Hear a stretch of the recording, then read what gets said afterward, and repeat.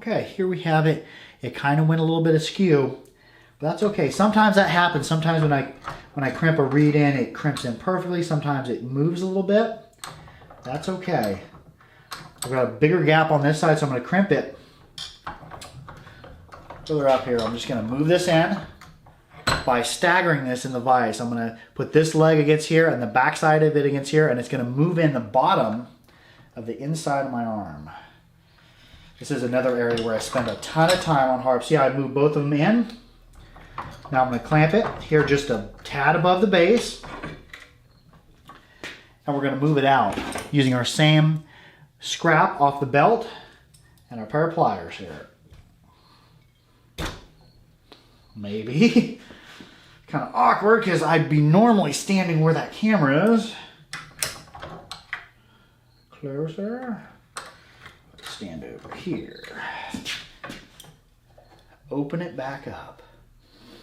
Just a little bit. I don't want to go too far. We're getting closer, but we're still pinching the reed just a little bit. So I'm going to clamp it in there.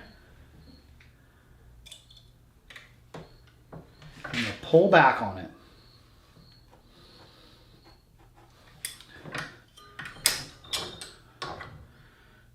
Where we're at. Oh, that's pretty decent.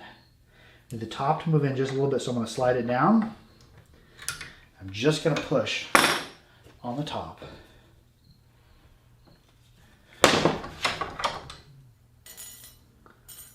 Okay, we're just a little bit too close on this side, so I'm going to go ahead and move it right back out.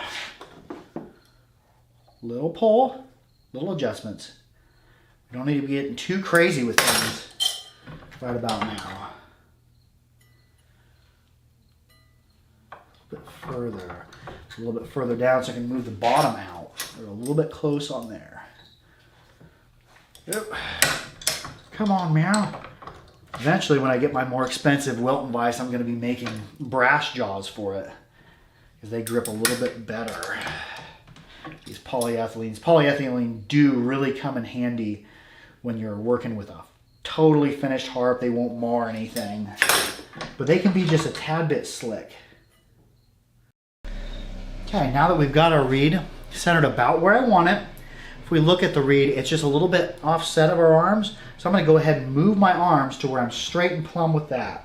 I want to move the bottoms of my arms in too. So I'm going to clamp it a little bit further down. Just going to take my 2x4, a bend. I want to follow.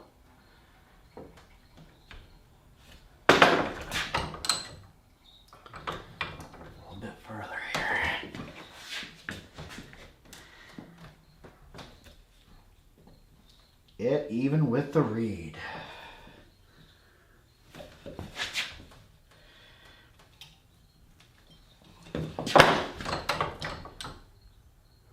We're getting closer, but it still needs some more love.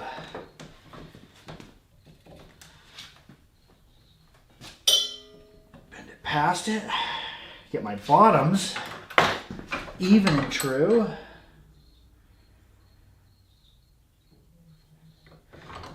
Got to be moved more.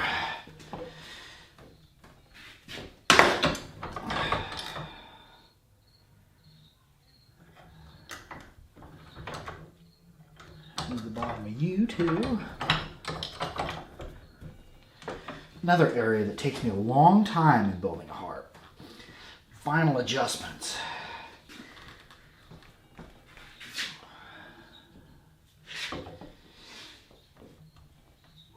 A lot of time spending aligning stuff.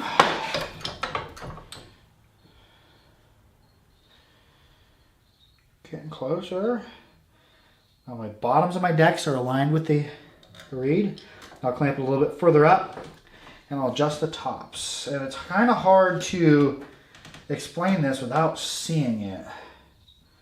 Something that you just have to sight down.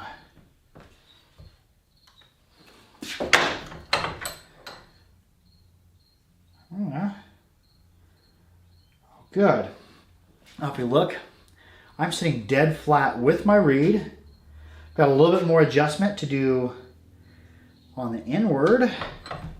We'll go ahead and we'll just do that right now. Pushing in with the block, light pressure, because we're getting pretty dang close. Light pressure.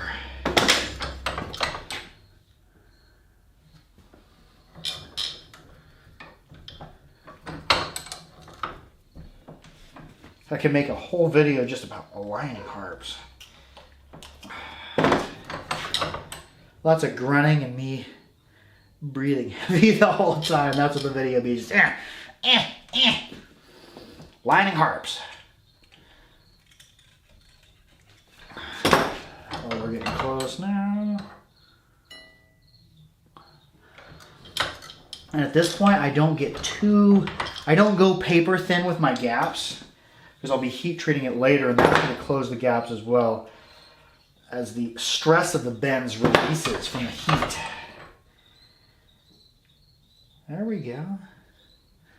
We're getting there.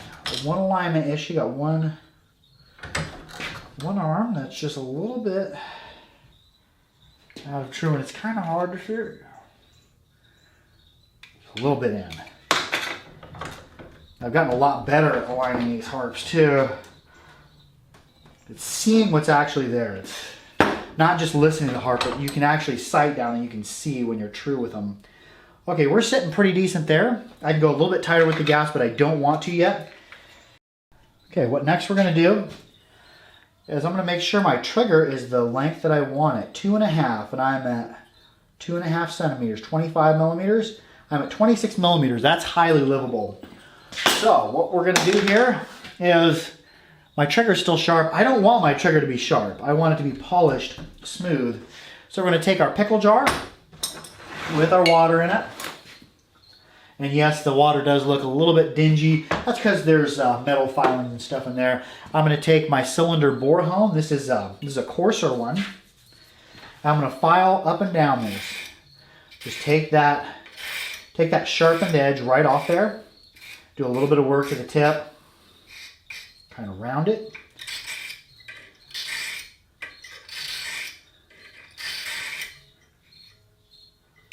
A little bit, take even amounts off. Then we're going to take our fine cylinder bore hone, or you can use a fine stone for this. Wet it down, and we're going to polish that smooth.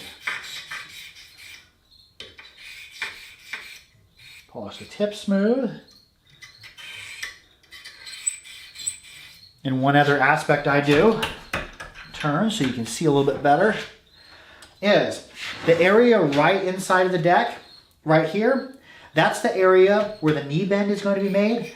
I pull it back and I file just a little bit on it, just a little smoothing on that. So if the corner of your knee bend contacts the inside of your lip, it won't cut it. I want it to be smooth. I don't want it to be abrasioning people's lips if they improperly align the harp in their mouth. I want it to be safe. I want it to be comfortable. It's a little detail that I like.